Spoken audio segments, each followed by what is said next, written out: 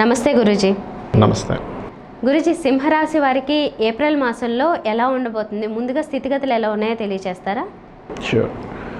ఓం మహాగణాధిపతయే నమః. ఓం గురుభ్యో నమః.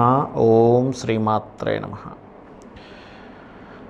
మనం ఈ యొక్క ఏప్రిల్ మాసంలో సింహరాశి వారి యొక్క స్థితిగతులు కనుక చూసినట్లయితే, రాశి నుంచి అసలు ఫస్ట్ గ్రహస్థితి ఏ విధంగా ఉంది అని చెప్పి గమనించినట్లయితే, గురువు యొక్క దృష్టి సింహం మీద పడుతుంది. 6వ తేదీ నుంచి మారుతూ 6లో శని ఉన్నాడు.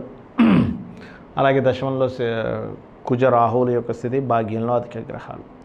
అంటే ఇక్కడంతా ఎటువంటి ప్లానటరీ పొజిషన్ ఉంది అని చెప్పి చూసినట్లయితే, కాస్త స్పిరిచువల్ యాక్టివిటీస్, దూర ప్రాంతాలకు వెళ్ళడము, లాంగ్ జర్నీస్, ఇవి ఎక్కువగా చూపిస్తుంది సింహరాశి వారికి.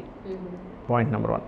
రెండవది ఏంటంటే, ఎప్పుడైతే రాశినాథుడు ఎగ్జాల్ట్ అవుతున్నాడో, ఇది కూడా ఒక మంచి ఫలితాలు ఇస్తుంది. అంటే గొప్ప విషయాలు చేయడానికి కానీ, పేరు ప్రఖ్యాతలు రావడానికి, ఇటువంటి వాటికి చాలా పాజిటివ్గా ఉంటుందని చెప్పుకోవచ్చు. వీరికి ప్రధానంగా ఆదాయం విషయంలో ఎలా ఉంటుంది, అలాగే కుటుంబంలో పరిస్థితులు ఎలా ఉంటాయంటారు?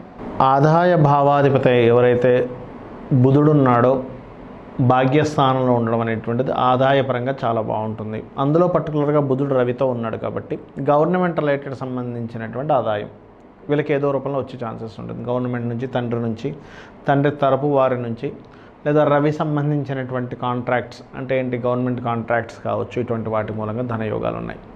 అయితే బుధుడికి అంటే 2వ భావానికి ఎప్పుడైతే శని రాహువులు కోణాల్లో ఉన్నాయో, ఆన్లైన్ ద్వారా వీళ్ళు ఎక్కువగా చేసుకోవాలి.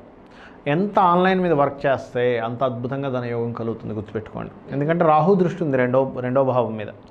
రాహు ఇండికేట్స్ ఆన్లైన్, కాబట్టి ఆన్లైన్ మూలంగా డబ్బులు వస్తాయి. మరి వీరు చేసే ప్రయత్నాలు ఎంతవరకు ఫలిస్తాయి? వీరికి ఈ యొక్క మాసంలో అగ్రిమెంట్స్ చేయడానికి చాలా బాగుంది. కొత్త అగ్రిమెంట్స్ చేస్తాం, కొత్త ప్రయత్నాలు చేస్తాం, కొత్తగా ఏదైనా సరే ప్రారంభిస్తాము, చాలా బాగుంది.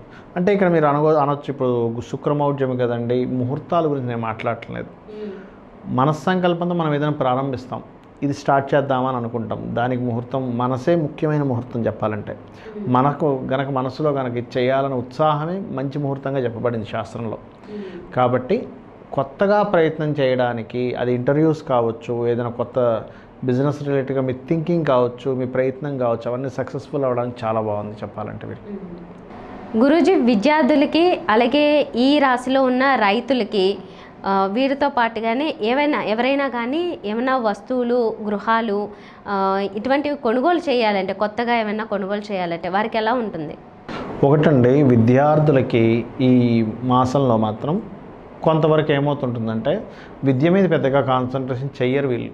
ఎంతసేపు ఏంటంటే, నేను ఇన్కమ్ సంపాదించడానికి, అంటే ఉద్యోగం చేయడానికి ఇంకా నేను ఎటువంటివి నేర్చుకోవాలి, వీటి మీద ఎక్కువ కాన్సన్ట్రేషన్ చేస్తారు విద్యార్థులు.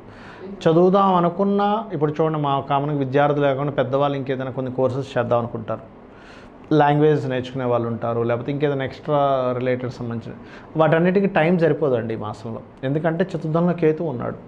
కేతు ఆల్వేజ్ బ్రేక్ చేస్తూ ఉంటాడు ఒక విషయాన్ని. కాబట్టి మనం ఏదైనా కొత్త కోర్సెస్ చేద్దామని అనుకుంటే మాత్రం పెద్దగా మనకి టైం దొరకదు సింహరాశి వారికి. రెండవది, వాహనాలు ఉంటాయి, మార్చుకునే స్థితిలో ఉంటుంది. అంటే ఎట్లాగా, వాహనానికి లైట్స్ బాగాలేవు, మార్చాలి అంటే ఎప్పటికప్పుడు డ్యామేజ్ ఉన్నదాన్ని తీసేసి కొత్తది చేద్దామనే ఆలోచనలు ఎక్కువగా ఉంటారు ఈ మాసంలో ఎక్కువగా. అంటే లేదా వాళ్ళు మార్చుదాం అనుకోకపోయినా ఇంకో రూపంలో అయినా సరే అది మార్చాల్సిన స్థితి ఏర్పడుతూ ఉంటుంది. వాహనానికి ఏదో ఒక రిపేర్గా చేయించుకొని సెట్ చేసుకునేటువంటి స్థితి ఉంటుంది. ఇంకోటి ఏంటంటే, ఈ మాసంలో పర్టికులర్గా ఏంటంటే, ఏదైనా కొనుక్కోవాలనుకుంటే, వస్తువులు కావచ్చు, వాహనాలు కావచ్చు, విద్యా సంబంధించిన ఏదైనా క్లాసెస్ కావచ్చు, ఇవన్నీ కూడా 5th లోపలే ప్రారంభించాలి. 5వ తేదీ దాటింది అంటే మాత్రం అవి ప్రారంభిస్తున్నా సరే మళ్ళీ ఏదో కారణాల చేత ఆగుతూ ఉంటాయి. కాబట్టి అది, బట్ గురు బలం మాత్రం రాశిపైన ఉంది. సప్తమంలోకి ఎప్పుడైతే గురువు వస్తున్నాడు, గురు బలం ఉంది. ఈ గురుబలం ఏం చేస్తుంటుంది అంటే, తెలియని ఆత్మస్థైర్యాన్ని ఇచ్చి ముందుకు చేసేలా జరుగుతూ ఉంటుంది. మరి ఈ రాశిలో ఉండే రాజకీయ నాయకులకి, క్రియేటివ్ ఫీల్డ్స్లో ఉండే వాళ్ళకి ఎలా ఉండబోతుంది? అండ్ సంతానం కోసం ఎంతో కాలంగా ప్రయత్నించే వారికి మెరుగైన ఫలితాలు ఉంటాయంటారా? ప్రేమ వ్యవహారాల్లో ఉన్న వాళ్ళకి కలిసి వచ్చే అవకాశం ఉందా? వీళ్ళందరికీ చాలా బాగుంటుందండి. ఎందుకంటే ఫస్ట్ మనం ప్రేమ వ్యవహారాల విషయంగా తీసుకున్నట్లయితే 5th lord is in 7th. Astrology పరంగా ఏంటంటే పంచమాధిపతి సప్తమంలో ఉంటే ప్రేమ వ్యవహారాల కారకుడు వివాహ స్థానంలో ఉన్నాడు కాబట్టి వివాహ యోగాలు ఇస్తుంది. అంటే ఇష్టపడిన వారిని ఇంట్లో చెప్పడం ద్వారా లేదా ఇంట్లో వాళ్ళు గుర్తించడం ద్వారా వీళ్ళ ప్రేమ సఫలీకృతమై వివాహం అవుతుంది. అంటే ప్రేమకి ఏంటి, వివాహం అవడమే సక్సెస్. అలాగే క్రియేటివ్ ఫీల్డ్లో ఉన్నటువంటి వారికి మంచి ఇవి వస్తాయండి. అంటే కొత్త కొత్త అవకాశాలు చాలా చక్కగా వస్తాయి క్రియేటివ్ ఫీల్డ్లో ఉన్నటువంటి వారికి. ఓకే, అలాగే ప్రేమ క్రియేటివ్ రిలేటెడ్ సంబంధించినటువంటిది. అండ్ సంతానం కోసం ప్రయత్నం కనుక తీసుకున్నట్లయితే ఇక్కడ గురువు సహజంగానే గురువు సంతానానికి కారకుడు. ఆ గురువు ఇన్ని రోజుల నుంచి శాటన్తో ఉండి ఇప్పుడే మారాడు. అంటే నీచభంగ రాజయోగంలో ఉన్నాడు ఇంతకాలము, బట్ మారడం అనేటువంటిది ఖచ్చితంగా సంతాన యోగాన్ని ఇస్తుంది. అందులో పర్టికులర్గా ఇంతకుముందు వరకు మెడిసిన్స్ తీసుకున్నావు కావచ్చు, ఇంకేదైనా కావచ్చు, తొందరగా ఇక్కడ నుంచి సక్సెస్ ఇచ్చేటువంటి యోగంలో ఉంటుంది. మరి ఆరోగ్యం విషయంలో ఏమైనా జాగ్రత్తలు అవసరమా, ఎలా ఉంటుంది? అలాగే రుణాలు తీసుకోవడం కానీ తీర్చే విషయంలో కానీ ఏ విధంగా ఉండబోతుంది అంటారు? ఆరోభావాధిపతి ఆరోభావంలో ఉండడము, అవి పాపగ్రహాలు అవ్వడం అనేటువంటిది మంచి ఫలితాలే ఇస్తాయి. అంటే ఏంటి, ఆరోగ్య విషయంలో మాత్రం కొంచెం ఏంటి ఏదైనా చిన్నవి చూడండి, చేయి పట్టేయడమో, కాలు పట్టుకోవడమో, లేకపోతే కొంచెం నరం లాగడమో, ఇట్లాంటివి చిన్నపాటివి మాత్రం రెగ్యులర్గా ఉంటాయి. ఇది కంటిన్యూ అవుతూ ఉంటుంది. పెద్దవి ఇబ్బందులు ఏం రావు వీరికి.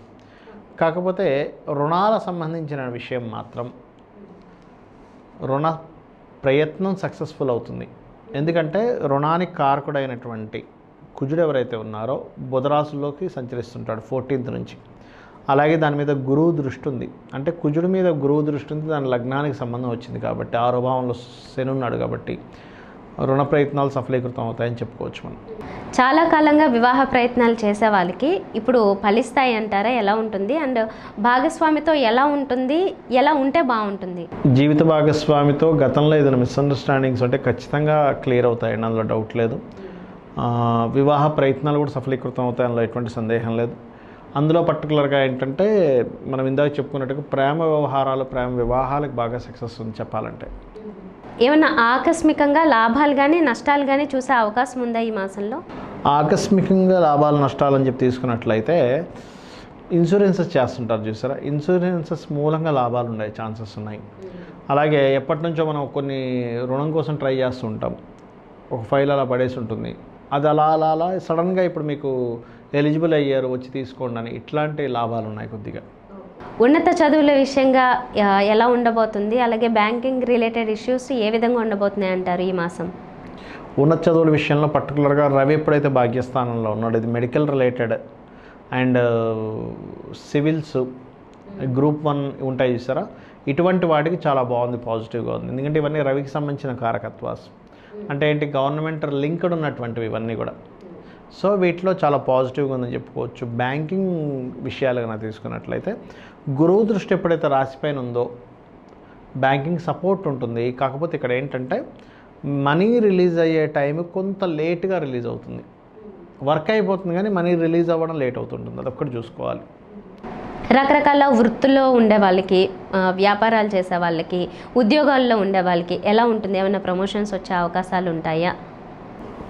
ఇక్కడ కనుక గమనించినట్లయితే ఫస్ట్ వృత్తుల్లో ఉన్నటువంటి వారికి, ఆన్లైన్ ద్వారా చేసేటువంటి వారికి, నైట్ డ్యూటీ చేసేటువంటి వారికి, సాఫ్ట్వేర్ రంగాల్లో ఉన్నటువంటి వారికి అండ్ సినిమా ఫీల్డ్లో ఉన్నటువంటి వారికి బాగుంది. అంటే కొత్త అవకాశాలు వస్తాయనిలో సందేహం లేదు. వ్యాపార విషయం కనుక చూసుకున్నట్లయితే పర్టికులర్గా కొంత రియల్ ఎస్టేట్ రంగాల్లో ఉన్నటువంటి వారికి, స్కూల్స్ కాలేజెస్ నడిపేటువంటి వారికి, అలాగే ఏదైనా వ్యాపార విషయంలో, ఎందుకంటే లాభభావంలో బుధరాశిలో కుజుడు ఉన్నాడు, స్ట్రెస్ కొంత అధికంగానే ఉంటుంది కానీ లాభాలు ఉంటాయి. లాస్ట్లో స్ట్రెస్ అధికంగా ఉంటుంది కానీ లాభం కూడా ఉంటుంది దాంతో. గురించి చాలా కాలంగా విదేశీ ప్రయత్నాలు చేసే వాళ్ళకి అసలు అవి కలిసి వస్తాయంటారా ఆ ప్రయత్నాలు? అలాగే పెట్టుబడులు అవి పెట్టే విషయంలో ఎలా ఉంటుంది?